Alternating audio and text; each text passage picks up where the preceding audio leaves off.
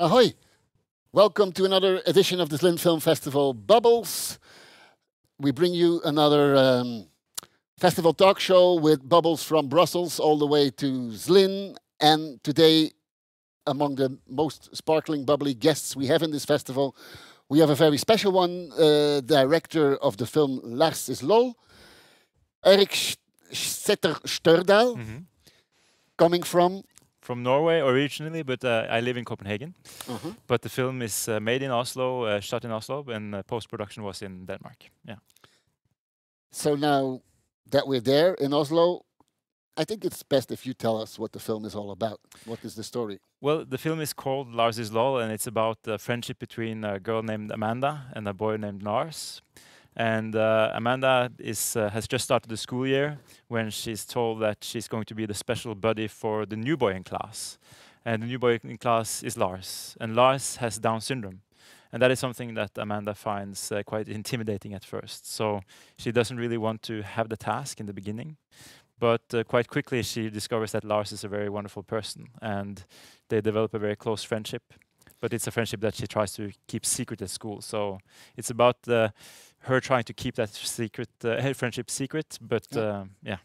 But I'm happy that you use the word friendship, because usually it says there is a relationship between, but no, it's a true friendship. There are reasons for Amanda to really like this boy. Absolutely, absolutely. In school, Amanda is very careful not to make a fool out of herself. She's very careful to fit in, to try to fit in. But when she's with Lars, she feels that she can truly be herself. She can use her fantasy and play. And they have a beautiful like universe of fantasy that they create with Lars's home, and that's very much a different space than in school, where she has to really take care of how she looks and how she behaves, because she's so in love with this boy in class, Adam, and she always tries to not make a fool of herself in front of him, and if she feels that Lars kind of makes a fool out of her in school. But thank you so much for creating this character of Amanda the way she is, because she's a very lovable and multi-layered character.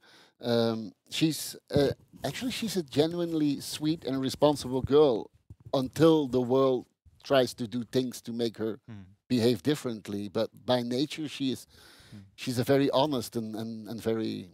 I really appreciate her so much. How did you create this character? Well, first and foremost, I have to mention that the film is based on a book. So the original creation of the character comes from the author, Iben Akerlie, who also co-wrote the screenplay. We wrote the screenplay together. And what I took from the book especially was that Amanda is an extremely sensitive and sensuous character, in the sense that she's looking at the world, she's taking it in. And I think that subjectivity in the novel, I try to translate that subjectivity into the film. So the whole cinematic language and the connection to the character is from that subjectivity. And I think that might be some of the reason, I hope that's some of the reason that the audience and you likewise have connected so much with Amanda, because we're kind of, we get inside of her skin, so to speak. Sorry, I'm just going to correct this. There you go. It's my glasses that gets in the way. And I think she's really normal in a way.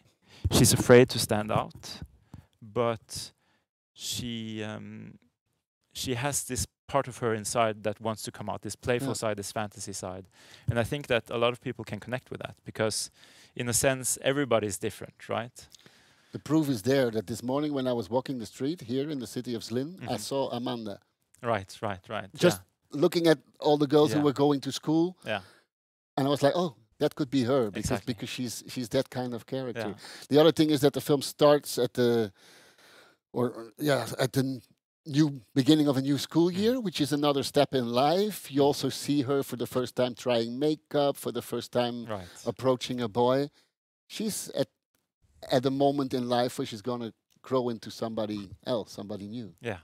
The first sentence of the screenplay is that her room reflects the graduation from childhood to youth, and the film is filled with all these threshold moments maybe even the first kiss, who knows? But there is this like she's going through these phases of doing things for the first time, and that transition from being a child to becoming a youth, like all growth, is a very perilous time. It's quite you could step into some traps, and you can really lose yourself when you grow and develop as a human being. So she almost loses herself, and that's what the story about. She does some things to Lars which she really regrets, and she does it because of peer pressure, and then she tries to make up for it. Exactly, because that's one thing. If you learn one thing from watching this movie, and it's not made to learn us things or to teach us things, but the one message that I took away is that simply saying "I'm sorry" is can create a world of a difference. Huh? Yeah, it's a message that originally comes from the book, and I think it's so beautiful, and I think it's so important because the story, I feel it dares to talk to young people that life can be difficult and that good people can do bad things, because we all at some point in our life will do something that we regret. But if we're lucky enough to have a chance to stand up and say we're sorry and make things good again, make amends, maybe we cannot repair what we did, or maybe we cannot change what we did, but maybe we can heal from it. I hope I don't have to say sorry for the next thing I'm going to ask you. Eirik, you know that the city of Zlin was built, the empire, the great empire of Zlin was built on shoes. Yes. Made in the butter factory. Yes. So every guest in the studio here, we ask, could you please show the camera the shoes that you're wearing and tell us where they come from? Is there a story behind? You can put them on the table. Okay, yeah. Both of them. What size do you have? I think it's 43.5, maybe. Impressive. But no, well, is there a story with the shoes? Well, actually, I wish I would have done this interview yesterday with my other shoes, because I bought them for the premiere of the film. The shoes I had on yesterday. So, but these ones I actually bought before the shoot, because I wanted something that was comfortable to walk in, but maybe wasn't like a pure running shoe. So it's called the Rolling Soft. And I love that you asked me about the shoes, and I really like them because they're blue. They're nubuck leather, so because I like natural fibers, because they're more comfortable, and they're really soft to walk in. But in my humble opinion, I don't know if the audience will agree, but in my humble opinion, I think they look stylish and not too sporty. So it's like that's really nice. That the ones from yesterday, they were so exclusive and so fancy, but these ones, they feel the true love, the true appreciation of a shoe lover. I hope Eirik will feel your true love and true appreciation after this sharing all these interesting facts with us. It was great to have you here with us in our film festival bubble. A pleasure to be here, and thank you so much for having me. And it was great to have you there in the audience. I hope you'll be with us again one of these days of the Zlin Film Festival. And until then, I can only say ahoy. Ahoy.